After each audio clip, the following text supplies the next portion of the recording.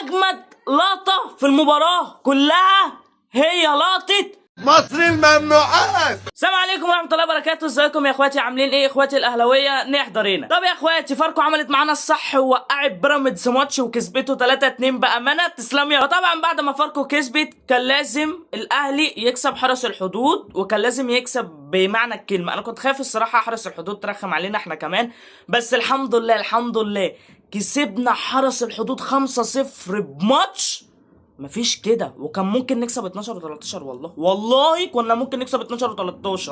الحمد لله كسبنا 5-0 يا رجاله. والجون الاول يسجله طاهر. الحمد لله ان طاهر رجع من الاصابه، والحمد لله ان طاهر الفورمه ما راحتش منه ولسه زي ما هو الفورمه فيه. وطاهر يسجل الجون الاول،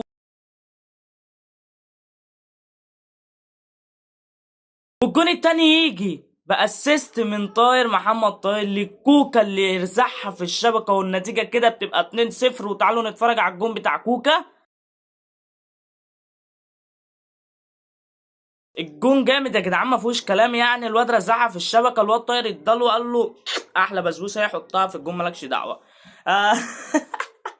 بيخلص الشوط الاول بنتيجه 2-0 للنادي الاهلي، وطاهر يكون جايب جون وعامل اسيست الشوط الاول. فده احلى مسا عليك يا طاهر. يجي المعلم وسام ابو علي اللي كان غايب كتير قوي عن التهديف، الحمد لله يجيب لنا الهدف الثالث، وبكده النتيجه تكون استراحه لينا. انا بصراحه قلت الاهلي هيخلص الماتش على نتيجه 3-4 ده لو جابوا جون تاني اصلا. يجي الهدف الرابع من النينجا حسين الشحات من اسيست امام عاشور اللي كان مان اوف ذا ماتش. بصراحه كان عامل الماتش روعه، بس سالم في 3-4 كور كده يا جدعان، كان ممكن يعملهم اسيستات، بس هو كان عايز يجيب الجون عشان هو بيلعب على صداره هداف الدوري. فانانيه عادي، يعني انانيه. امام عاشور لو ما عملش محن في الماتش عادي طب يا اخواتي، والكره كافئ محمد هاني وتجيب له الجون الخامس. الحمد لله محمد هاني يشوط شومه حلوه، بصراحه عجبني الجون دوت.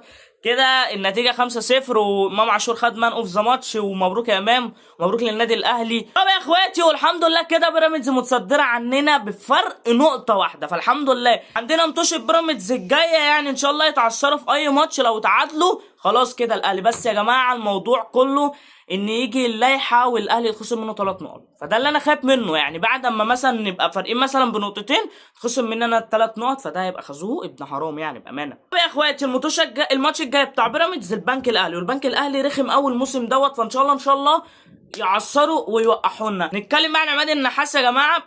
امانه بيلعب كره هجوميه جامده. هو يا جماعه هو بيعمل ايه؟ هو بيسمع كلام الجمهور، بس بصراحه بنهاجم وبنلعب ولعبه جامد قوي بصراحه. يعني اللي انا شايفه ان لعبه جامد قوي. بيهاجم وبيسمع كلام الجمهور، وده حاجه حلوه. ونيجي اجمد لقطه في المباراه كلها هي لقطة نزول علي معلول. يا جدعان علي معلول قسما بالله يرجع بس، وعليا النعمة ما هنشوف اي حد، ولا الشيبي ولا ولا اي حد. يا جدعان ان شاء الله ان شاء الله الاهلي هيعود، وان شاء الله هنعمل حاجة في كاس عالم للأندية. وانا هوت النهارده 5-5 يا جدعان. لسه كاس العالم للأندية ما اتلعبش. انا بقول لكم هنكسب انتر ميامي 2 أو 3 هناك. هنكسب انتر ميامي 2 أو 3 هناك، وهتشوفوا ابقوا افتكروني. طب يا اخواتي، ودي بتكون نهايه الفيديو النهارده. اتمنى ان بيراميدز تقع تاني، وان شاء الله الاهلي يتصدر الدوري وما يتخصمش مننا 3 نقط، عشان ده يبقى موضوع بيض. فلو الفيديو عجبك اعمل لايك واشترك في القناه وفعل زر الجرس، لان ده هيحمسني جدا جدا جدا. فاشوفك الفيديو الجاي يا اخويا، ومش هتاخر عليك ان شاء الله. سلام.